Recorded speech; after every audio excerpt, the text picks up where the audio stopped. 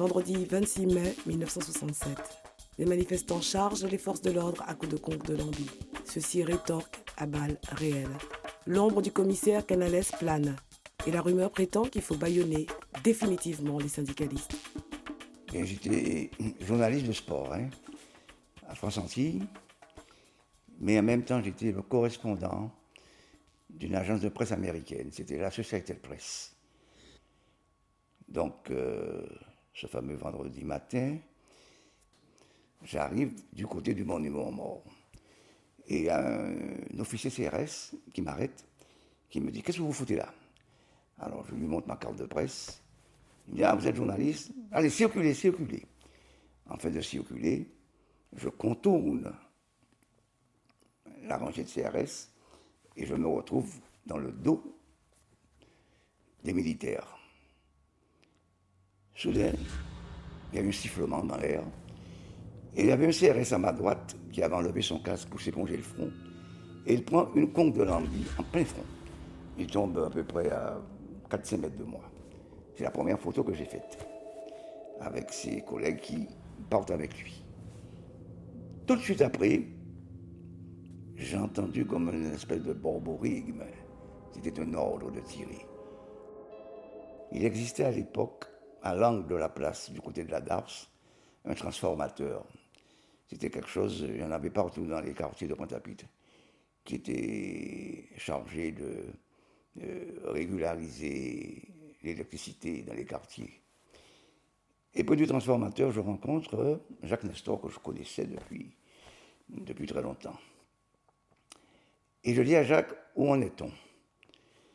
Et Jacques qui me répond, il y a la réunion à l'office, à l'actuel office de tourisme dans la chambre de commerce, et il me dit que les manifestants ne sont pas contents parce qu'une rumeur circulait selon laquelle le patron des patrons de Guadeloupe aurait dit que de toute manière, quand les nègres vont crever de faim, ils vont reprendre le travail.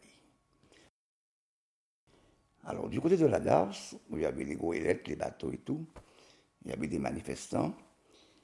Et du côté du monument aux morts, il y avait des CRS qui avaient pris position, et à peu près une vingtaine.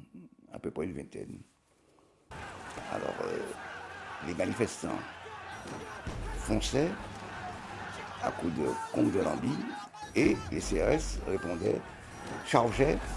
Ça a duré à peu près un bon petit moment. Et à ce moment-là, les gars se sont mis à tirer. Ils ont pris en enfilade l'angle. Alors, ça partait donc du monument aux morts. Et ils ont tiré dans un angle qui allait à l'encoignure de la rue qui mène à l'hôpital, où il y avait à l'époque le cabinet du docteur Lutila. À côté, c'était la maison des Berclos, la Renaissance, la sous-préfecture et un bureau de la République. Et ils ont mitraillé. Les balles ricochées, on donnait les balles ricochées sur le jet d'eau. Je n'ai pas compris qu'on serait arrivé à de telles extrémités. Et quand j'ai pris position derrière les CRS, en angle de cercle, sur ma gauche, oui, il y avait d'ailleurs 3 CRS antillais. Bon, vous allez me dire que c'était des militaires qui ont été contraints d'obéir à l'ordre qui avait été donné de tirer. Maintenant, qui a donné l'ordre? Ça, je ne peux pas dire non plus. Tout ce que je sais, c'est que j'ai vu le commissaire Canales derrière moi, dans mon dos, et je ne pense pas que les CRS devaient connaître Jacques Nestor.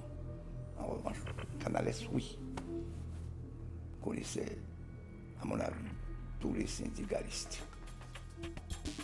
La place de la Victoire et plus tard les rues de Pointe-à-Pitre deviendront la scène d'un théâtre sanglant.